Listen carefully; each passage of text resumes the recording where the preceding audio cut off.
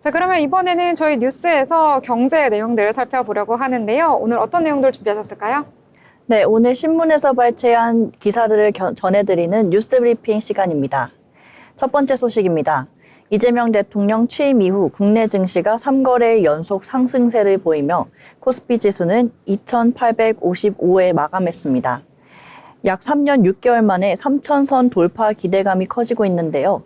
외국인은 삼성전자와 SK하이닉스를 중심으로 3조 원 이상을 순매수하며 지수 상승을 이끌어냈습니다. 증시 활성화 정책과 상법 개정 기대감이 외국인 투자 심리에 긍정적인 영향을 준 것으로 해석됩니다. 전문가들은 외국인 수급이 이번 랠리의 지속 여부를 결정지은 핵심 요인이라고 입을 모았습니다.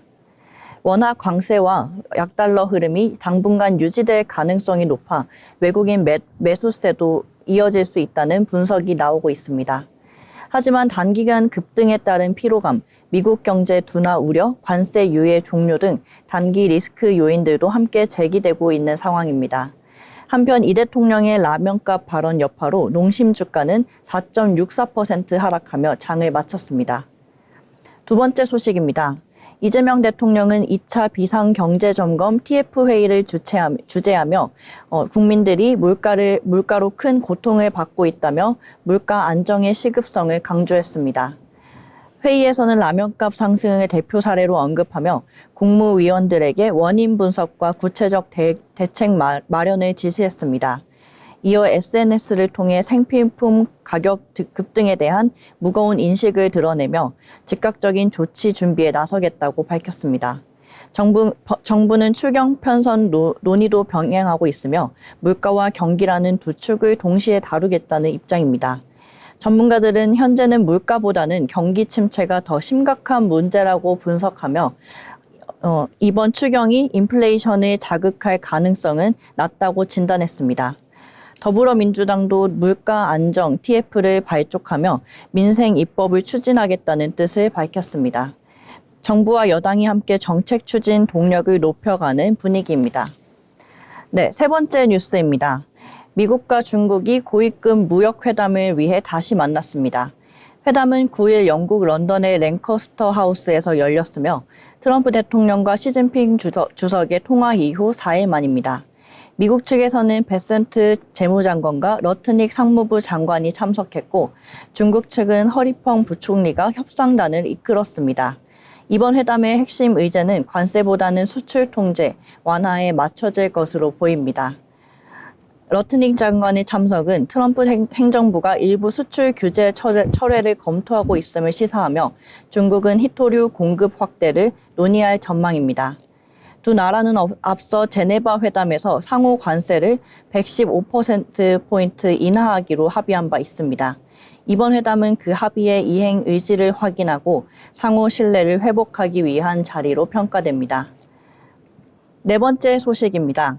방탄소년단 멤버들의 전역이 이어지며 완전체 활동 기대감이 커지고 있습니다. 이에 따라 소속사 하이브의 주가도 강세를 보였는데요. 10일 오전 하이브는 30만 2,500원에 거래됐으며 프리마켓에서는 31만 5천 원까지 상승하며 2023년 6월 이후 최고치를 경신했습니다. RM과 B는 이날 전역했으며 지민과 정국은 내일인 11일에 제대할 예정입니다. 슈가는 오늘 21일에 소집 해제를 앞두고 있습니다.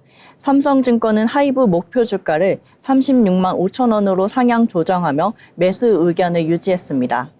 12주년 기념 행사와 제2호배 콘서트 등이 주목되며 시장의 기대감이 커지고 있고 SM 잔여 지분 매각에 따른 2분기 실적 개선 효과도 예상됩니다. 하이브는 베이징 법인 설립을 통해 중국 시장 공략에도 박차를 가하고 있는 상황입니다. 네, 마지막 소식입니다. 티빙과 웨이브의 합병이 공정거래위원회 조건부 승인을 받았습니다. 두 플랫폼의 합산 시장 점유율은 33.5%로 넷플릭스에 근접한 수준입니다.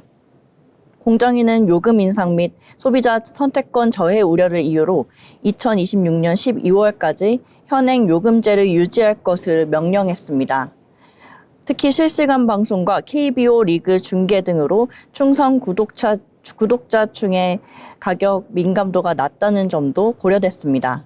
통합 OTT 출범 전 요금제 가입자는 서비스 해지 후 1개월 이내 재가입 시 기존 조건을 보장받을 수 있습니다.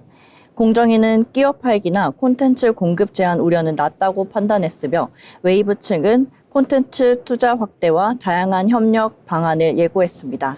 지금까지 뉴스 브리핑이었습니다. 네, 지수가 연일 오르고 있는 점 우리 증시의 호재로 작용하고 있다라는 내용 아무래도 가장 눈에 띌 수밖에 없겠는데요. 이재명 정부 출범 이후에 상법 개정안이 통과될 수도 있다라는 기대감과 더불어서요. 이 코리아 디스카운트 해소 기대감까지 계속해서 호재가 더해지고 있는 것 같습니다. 특히나 외국인들이 언제 그랬냐는 듯이 다시금 국내 시장으로 자금이 유입이 되고 있는 모습도 포착이 되고 있는데요. 이 정책 기대감과 더불어서 외국인의 수급 또 환율까지 안정되는 상황 속에서 강세장을 이끌었다라는 평가가 계속해서 나오고 있습니다.